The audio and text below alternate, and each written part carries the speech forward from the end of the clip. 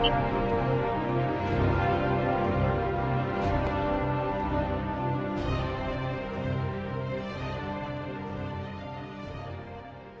give you Mr. Ian Crane.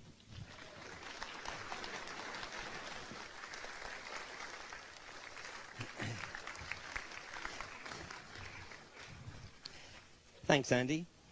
Ladies and gentlemen, my purpose tonight is not to answer the questions, because there are questions that I cannot give you the answers to.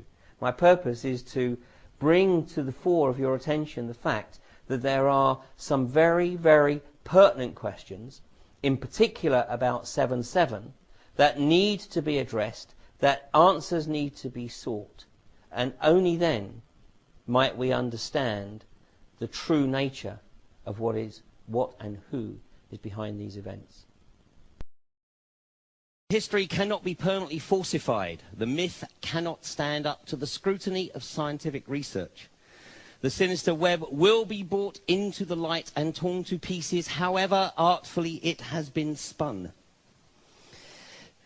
Dr. Ruchti, when he made this statement in a dissertation about the First World War and events leading up to the First World War, was coming to the conclusion that basically the man in the street in the early part of the 20th century was simply being bred as cannon fodder.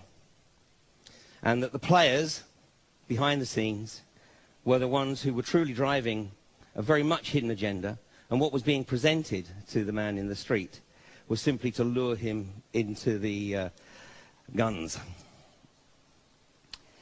Let's move forward very quickly. Some things don't change.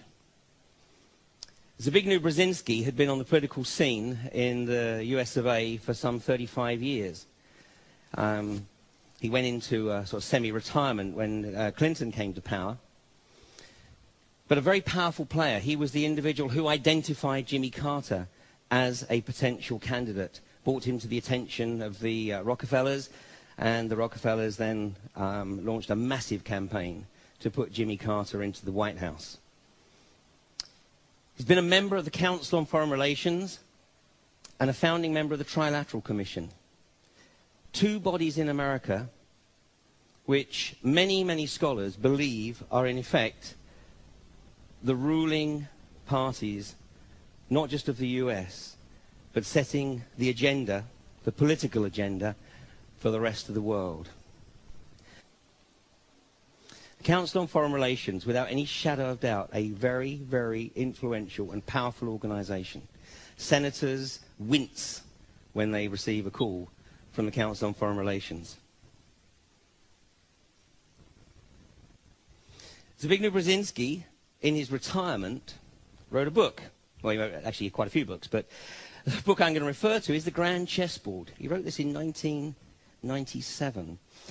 Through much of the book, he laments the fact that the US appears to have missed the opportunity. 7 years after the demise of the Soviet Empire, the US is the only superpower, however you want to use that term. And he laments the fact that the opportunity has been missed for the US to dominate the globe. In the book, on page 29, he says the public supported America's engagement to World War II largely because of the shock effect of the Japanese attack on Pearl Harbor. 2 years previously, the American public, or those that were interested, had been made aware that Pearl Harbor was a contrived event, that FDR had deliberately baited the Japanese into attacking Pearl Harbor. FDR had very, very clear intelligence as to the time, the date, and the magnitude of the attack on Pearl Harbor. He chose not to pass that on. The rest, as they say, is history. In terms of his desire for America to take a lead role globally, he recognizes that this is most unlikely to occur through peaceful means. So on page 211, he says, moreover, as America becomes an increasingly multicultural society, you may find it more difficult to fashion a consensus on foreign policy issues, except in the circumstance of a truly massive and widely perceived direct external threat.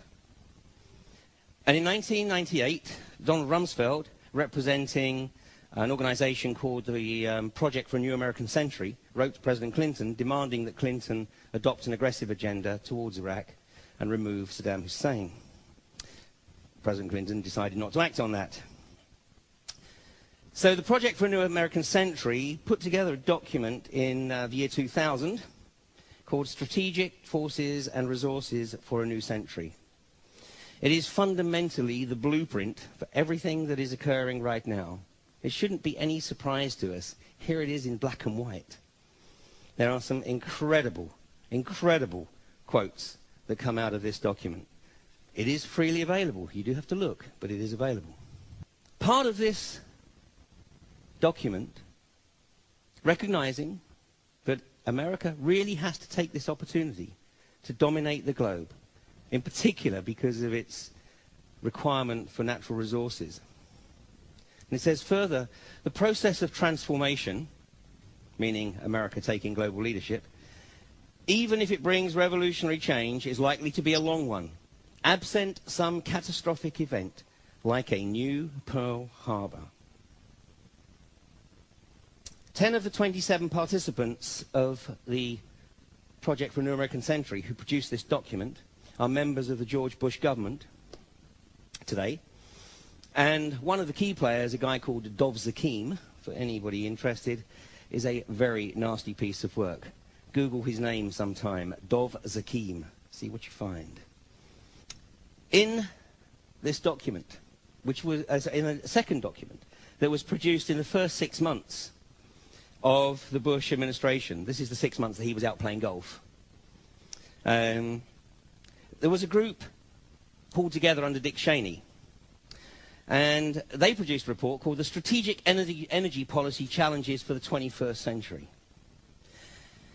Dick Cheney, to this day, refuses to release any of the minutes of those discussions, and he refuses to identify any of the players that participated in this, discussions that eventually produced this material. But fundamentally, it was recognizing that the US, which consumes 20 million barrels of oil every day, the global consumption is currently around about 88 million barrels a day. So the US, with, 4 or 5% of the population, is consuming 25% of the global oil production.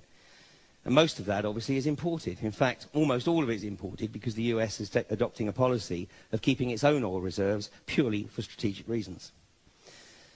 But out of that report came the observation that the American people need to know about this situation, the potential need to dominate the global resources, and be told as well that there are no easy or quick solutions to today's energy problems.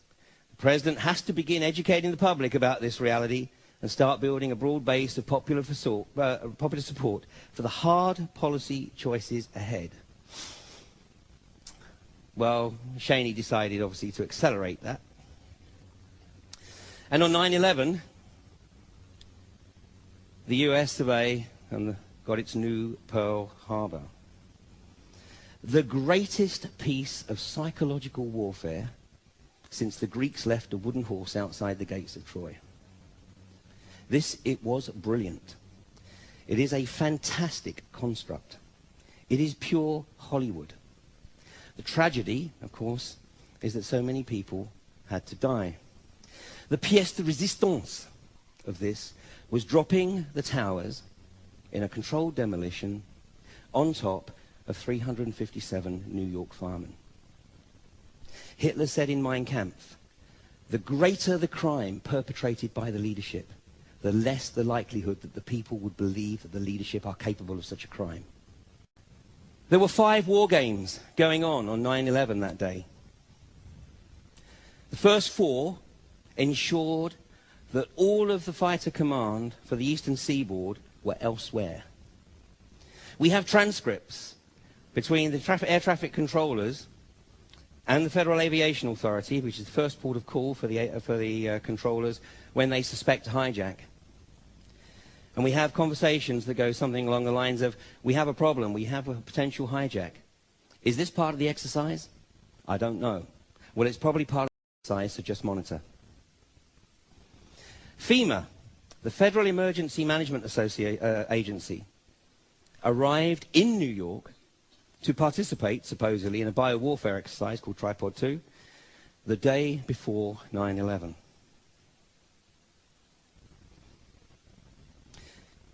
For this photograph, which many, many people will have seen the moment that George Bush was supposedly told that America was under attack, for many, many months, my perception was that his lack of reaction presumed prior knowledge. Today, I'm absolutely convinced, having researched this subject now for 3.5 years, I'm absolutely convinced he was under the impression at this moment that he was being told something as part of the game. It wasn't until he was removed from the classroom that he was brought up to speed that this was a real-life situation. Cheney was controlling the shots at this juncture. Part of the reason that this guy was out in the boonies in Florida. Now, many, many Americans are starting to realize and ask questions. Right now, with the problems that are going on with Karl Rove, etc., people are starting to realize that they've had the wool pulled over their eyes. And it is a gradual process. It is very, very important, actually, that people don't realize as a mass too quickly, because people have to absorb this and understand the implications of what's occurred here, for themselves, for their nation, and for the world. But this particular individual, Jimmy Walter, has spent $4 million of his own money so far in trying to raise the profile of 9/11 and get some of the questions reopened. And he has produced a DVD called Confronting the Evidence. And actually, he has donated 400 DVDs to this conference. So after my presentation, there will be a copy of his DVD, Confronting the Evidence, available for everybody. It's free of charge, courtesy of Jimmy Walter.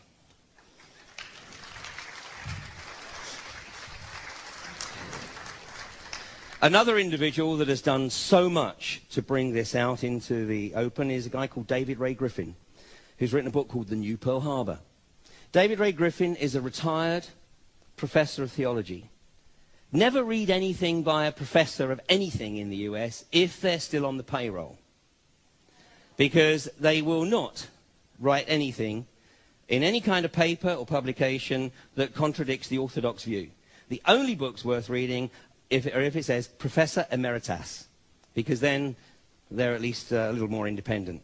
David Ray Griffin was just about to retire, and he saw two of his students looking at a website, and they said, "Hey, Professor, come over and take a look at this." And in his own words, he said basically, "No, lads, you don't want to go there. This is all a conspiracy theory." And they said, "No, Professor, you need to take a look at this." And he said, "Yeah, look, don't waste your time, okay? You know, get on with your work, blah, blah, blah." Anyway, he went home that night, and his own curiosity got the better of him. He sat down at his PC at 9 o'clock. At 5 o'clock in the morning, he had just sent off some emails to some of his colleagues to get their opinions. He finally went to bed. When he eventually woke up and he checked his email, he had been inundated with comments from his colleagues who said, "Oh, yeah, we really have some concerns about this." His retirement came a few weeks later. What wonderful synchronicity. He put all the skills that he had learned in his career into researching the material for this book. He's written 22 books in his life. 20 of them are on comparative religion and religious philosophy. The 21st was The New Pearl Harbor, and the 22nd was an analysis of the 9/11 Commission report. They're both amazing books. This one has sold 19,000 copies in the UK, which was the complete print run. It's due to be reprinted. It's being reprinted right now. We'll be back in the shops. I have a few copies.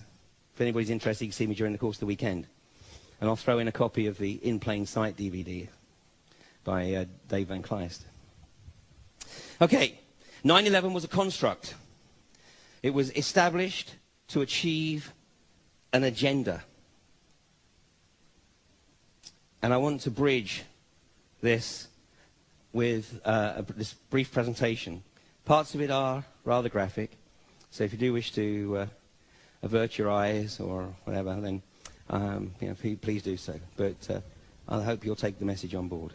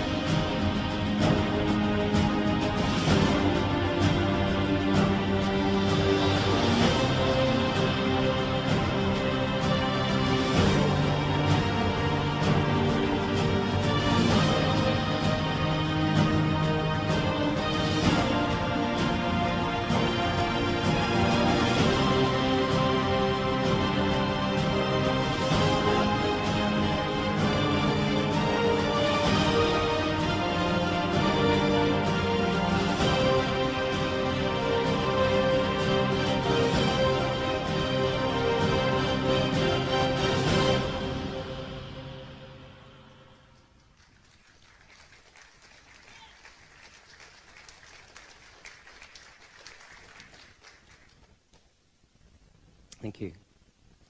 The young lad who helped me put that together was 15 years of age. He did a brilliant job. Cui bono? Who benefits? Who benefits? Primary question in any criminal situation. We went from 9/11, we had a construct to create sufficient inertia in the US public to be able to pursue an agenda. We were losing that momentum in the UK. The announcement that the troops would be withdrawn from Iraq was kept very, very low key. There was no specific timetable put on it, but there was a statement made on the 4th of July, Independence Day for the US, that the UK troops would be withdrawn at the earliest possible opportunity, and sooner rather than later.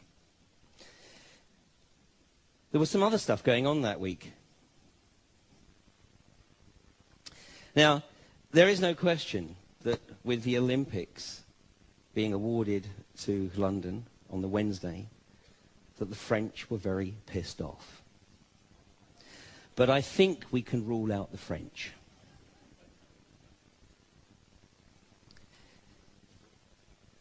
This occurred on the Thursday.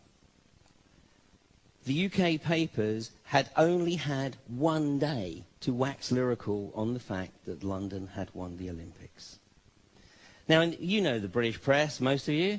This would have been going for weeks. Prior to that, we'd had a very successful Live 8 event on the weekend, taking attention to the meeting of the G8 leaders. All of that has become history. This has dominated the press. And is this cosmic humor? Outright terror, bold and brilliant. It's actually an advert for the film The Descent, which is a horror film in the genre of Blair Witch Project. Now, there was a lot of stuff going on that day. There was a vehicle the other side of that bus, by the way, that had the name Kingstar blazoned across it. Kingstar are explosive demolition specialists. Another part of cosmic humor, perhaps. It's only 2 weeks. So I've only had 2 weeks to sort of research the events of London. I've had 3.5 years to research the events of 9/11. But that 3.5 years researching the events of 9/11 has helped me understand patterns and see patterns of what's occurring. And in 2.5 weeks, I've looked for the same patterns, as one would. And I'm going to share with you some of the stuff that I found. And no conclusion here. It's too early. But just some of the observations. Now, there's a guy called Peter Power. He's the managing director of a company called Visor Consultants. This is straight off of Visor Consultants' website. So Peter Power, he's the managing director of Visor Consultants. He's a fellow of the Emergency Planning Society, fellow of the Institute of Risk Management. I think we can assume from the next line that he's a member of the Lodge. He's the author of the present UK government DTI advice booklet, Preventing Chaos in a Crisis, and the New British Banker's Guide on Crisis Management. He's the founding chairman of Survive Crisis Management. He's either a walking disaster, or he really is a specialist on this kind of event. So, in theory, this sounds like a pretty good guy to call into action, doesn't it? To look after the events of 7/7. What would the statistical likelihood be of him actually being ready? I mean, literally ready and in action at the time that the bombs went off. Listen to this. The thing that concerns me is that what are we doing for the thousands of men and women actually who are in London working? And I say that because at 9:30 this morning we were actually running an exercise for over a company of 1,000 people in London based on simultaneous bombs going off precisely at the railway stations that happened this morning. So I still have the hairs on the back of my neck standing upright. Did you get this quite straight? You were running an exercise to see how you would cope with this, and it happened while you were running the exercise? Precisely. And it was about 9:30 this morning. We planned this for a company, and for obvious reasons I don't want to reveal their name, but if they're listening they'll know it. We had a room full of crisis managers for the first time they met. And so within 5 minutes we made a pretty rapid decision, this is the real one. And so we went through the correct drills of activating crisis management procedures to jump from slow time to quick time thinking and so on. Well, that's all. Did you hear what I heard? They were running an exercise at exactly the same 3 stations where the bombs went off. Exactly. And just in case you missed that, by the way, that was on Radio 5 Live. So just in case you missed that, let's have a look at him on ITV later that evening. Issue. Today we were running an exercise for a company, bearing in mind I'm now in the private sector, and we sat everybody down, and there's 1,000 people involved in the whole organisation, but the crisis team, and the most peculiar thing was we based our scenario on the simultaneous attacks on the underground and mainline station. So we had to suddenly switch an exercise from fictional to real.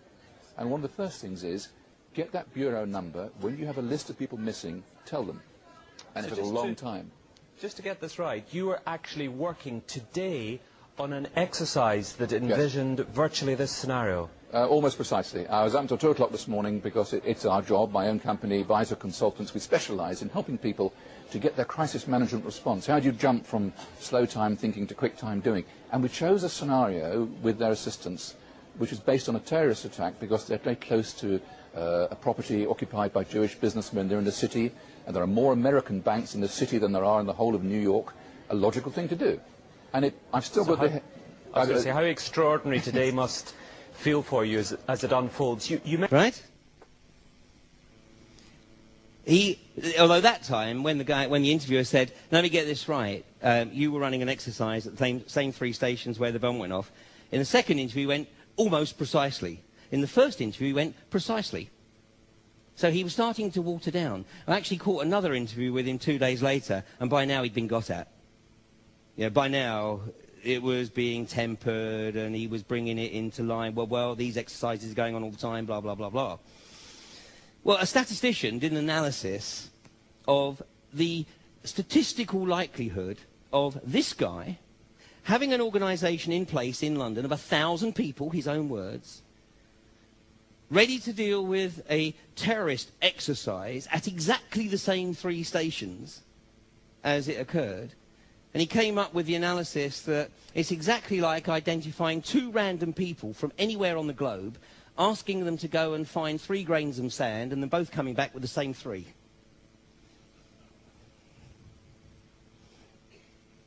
We have on our hands another construct. And then this one just blew me away. This is from the government's own website. Bob Kiley, Commissioner of Transport for London for the last 4.5 years. Early in his career, he was with the CIA, where he served as a manager of intelligence operations and then as an executive assistant to the director. So he served with the CIA. Well, that's okay. A lot of people have served with the CIA. But take a look at this. Robert Kiley is a member of the Council on Foreign Relations. Part of the Brotherhood. Okay. The agenda change. Who benefits? Everything that should have been in the British press, celebrating the success of Live 8, we should have been interested in hearing what the G8 leaders had to say about the subjects that were supposedly on the agenda for the G8 conference. You know, the African debt, the control of pollution, and secondarily, we should have been celebrating the fact that London got the Olympics for 2012. There may be those amongst you who think that will be the last Olympics, but I'll leave that for somebody else to discuss. The bottom line is, this was due to agenda change.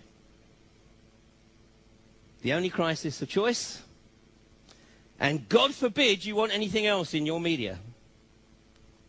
You have to focus on the agenda, because these guys know the power of mass consciousness. Don't underestimate. The away team are very, very good at what they do. Look at the similarities. I don't have time to go through them line by line. And this is not exhaustive. I just ran out of, I only wanted 1 slide on this. But the similarities between what occurred on 9/11 and what we already know about 7/7 are embarrassing. I mean, this country knows more about bombs, car bombs, than probably any other country in the world. We had 25 years of it with the IRA.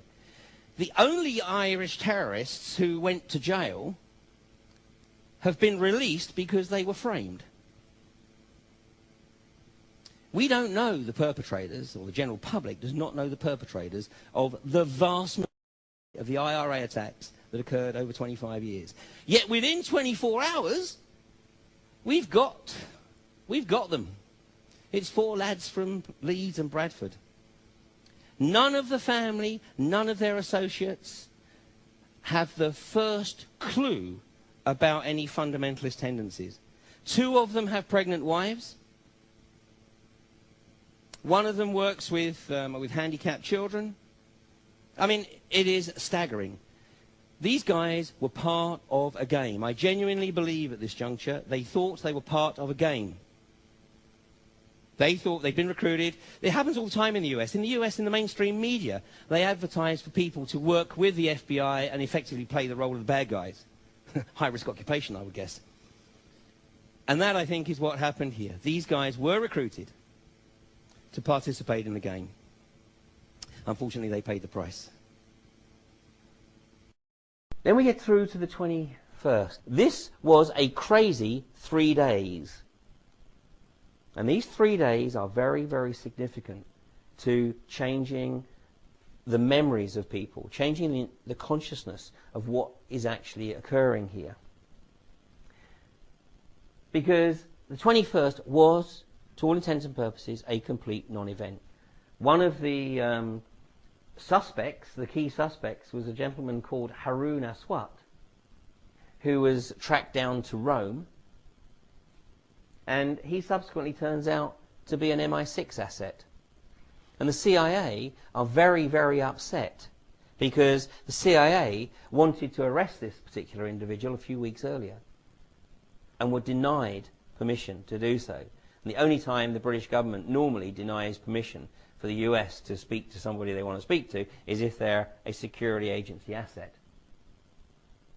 But what it did do is it did provide the opportunity for the official story to move away from the military-grade explosives used on 7/7 to putting the thought in everybody's minds that the explosives used in these events were made out of stuff that you can buy in Boots, from hair restorer and deodorant. I mean, it's a complete crock. And this was when they also released the information about the bombs, which changed from 9 to 12 to 15, found in the car at Luton. And these nail bombs were all made out of normal pharmaceutical products.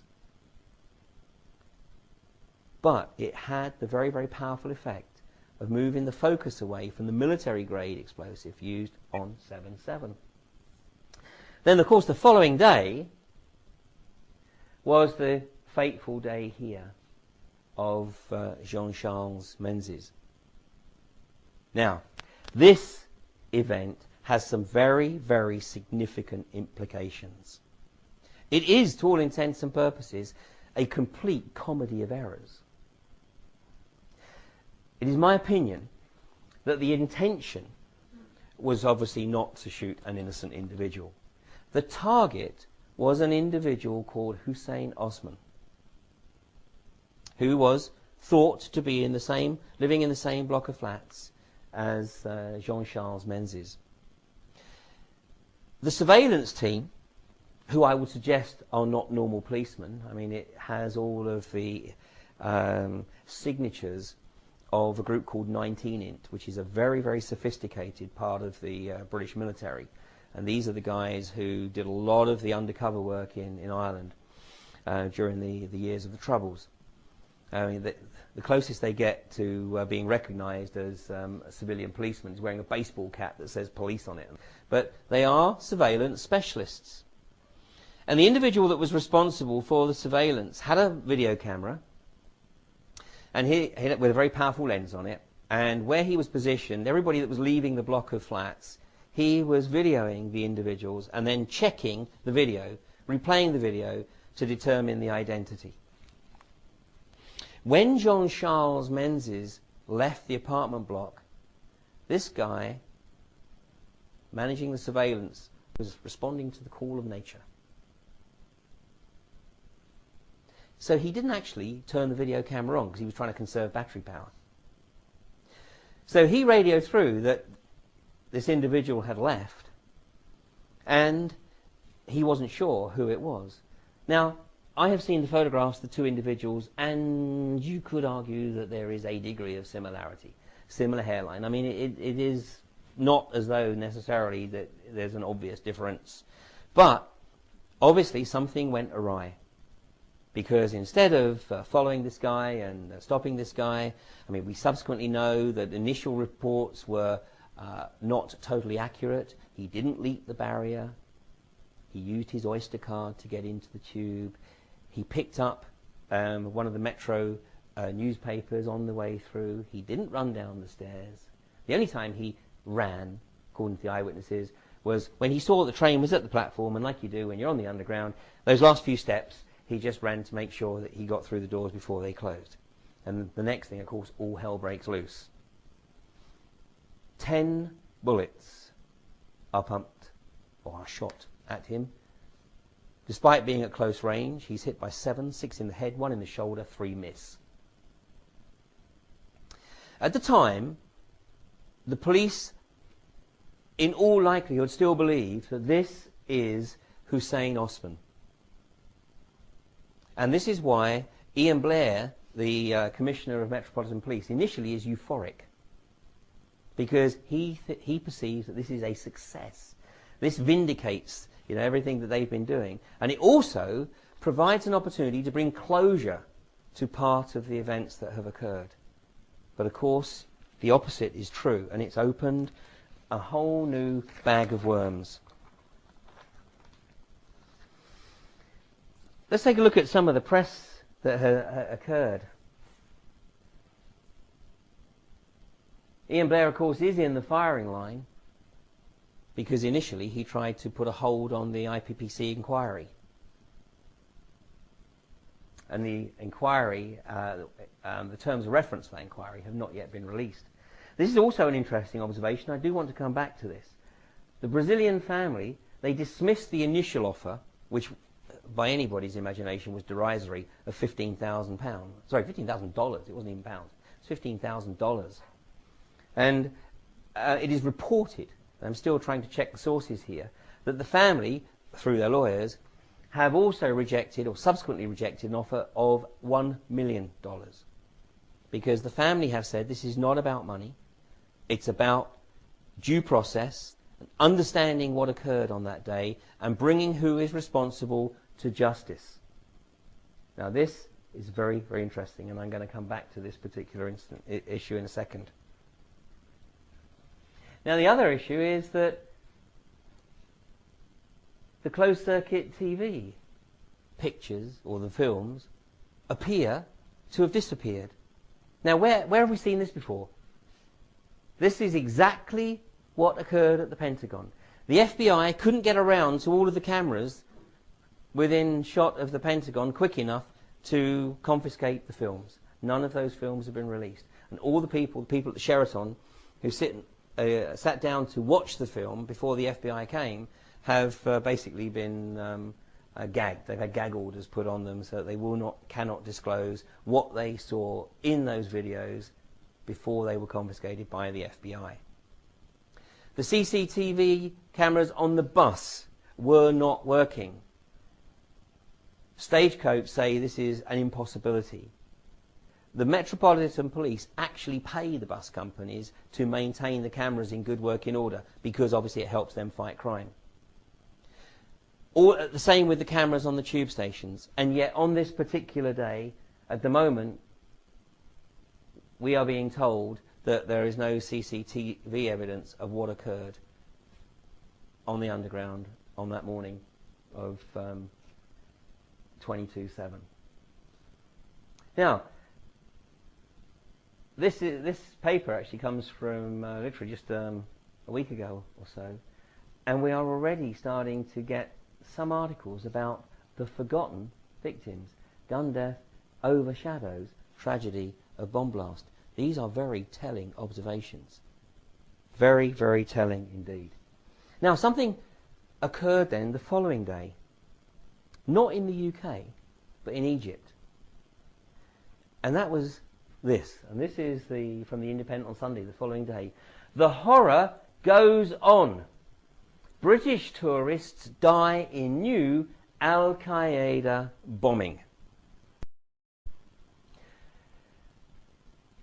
The only parts of this article that happen to be true are, yes, the horror goes on. British tourists did die, and it was in Egypt, it was in Sharm el-Sheikh. The only papers reporting that it had anything to do with Al-Qaeda were the British and American press. The Egyptian press acknowledged unequivocally and absolutely, with the evidence, that this was the work of Mossad. They knew why Mossad had done it, because 3 days previously the Egyptian government had signed a gas deal with the Palestinian Authority in Gaza for the Palestinian Authority to provide gas to Egypt. And the Israelis, who hadn't yet relinquished control of Gaza, were not involved. And Mossad were not amused. They didn't even try and hide the evidence. They simply got a car. The car even involved still had the cross-border plates that are necessary to come across the border from Israel into Egypt. It basically drove across the border, loaded up with explosives at some juncture, and was sent into Sharm el-Sheikh. So perhaps Mossad were trying to help their British counterparts in the security services and take the heat off a bit of what had occurred the previous day. Every single Egyptian paper reported that this was the work of Mossad and it was related to the gas deal with the Palestinians. There is no mention of Al-Qaeda whatsoever. The reality is, within the UK right now, and of course within the US, is that there is only one agenda, and that is terror.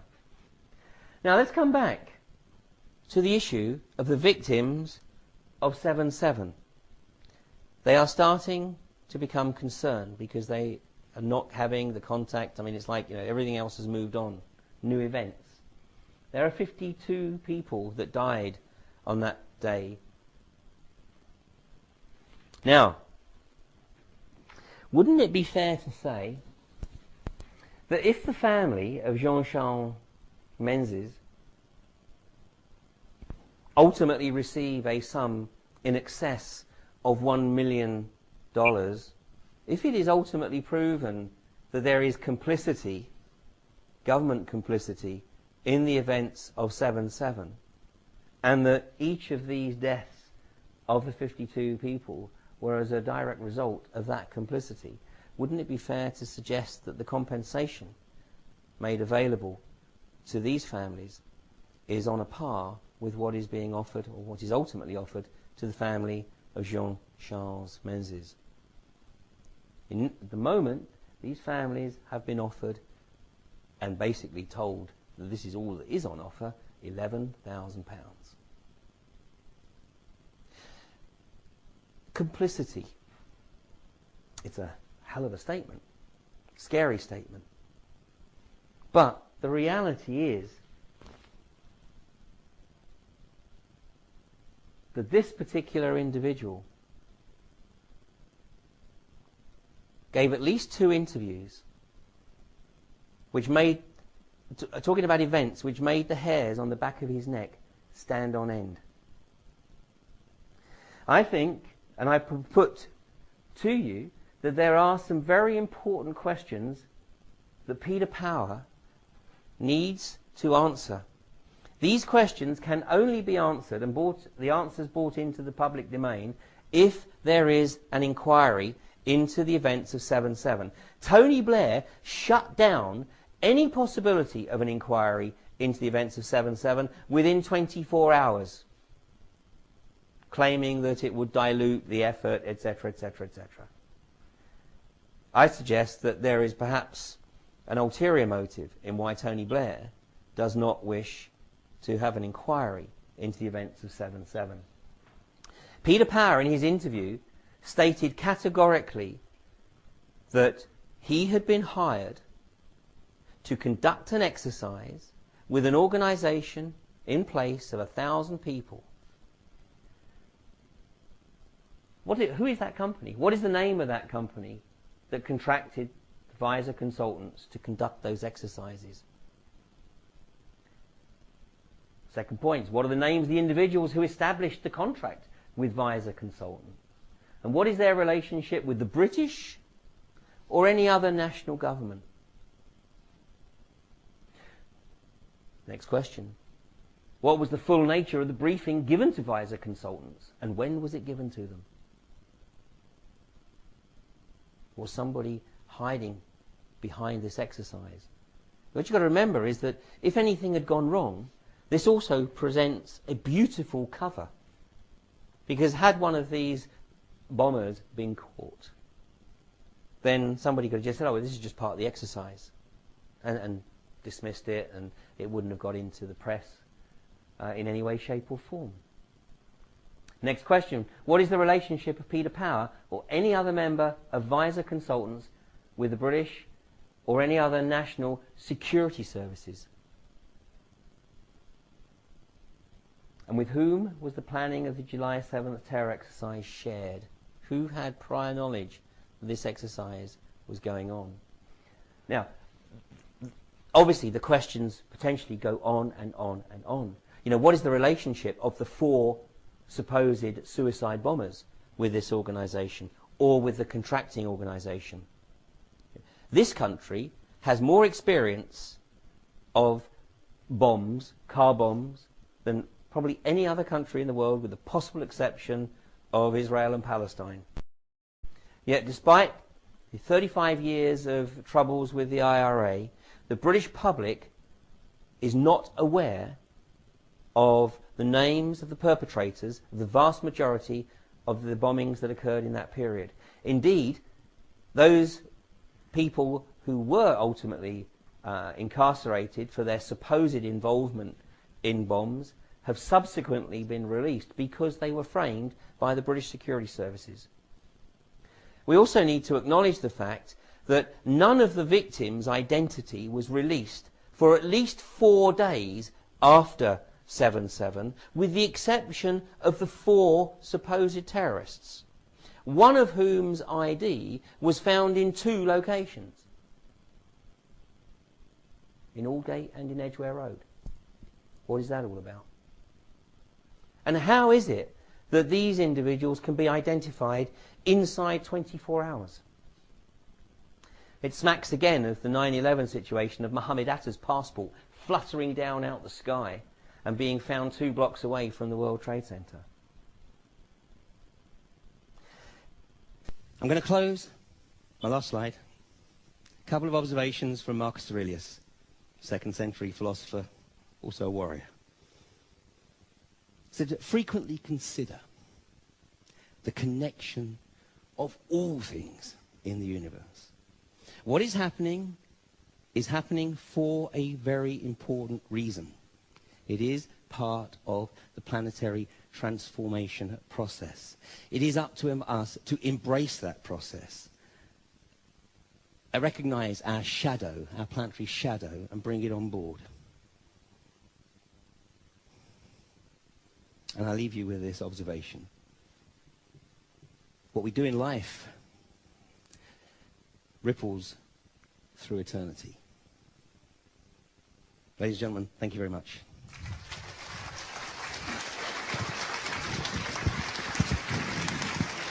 Thank you, Mr. Ian Crane. Thank you.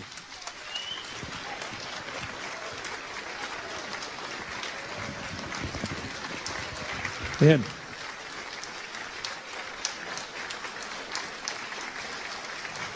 Ian Crane.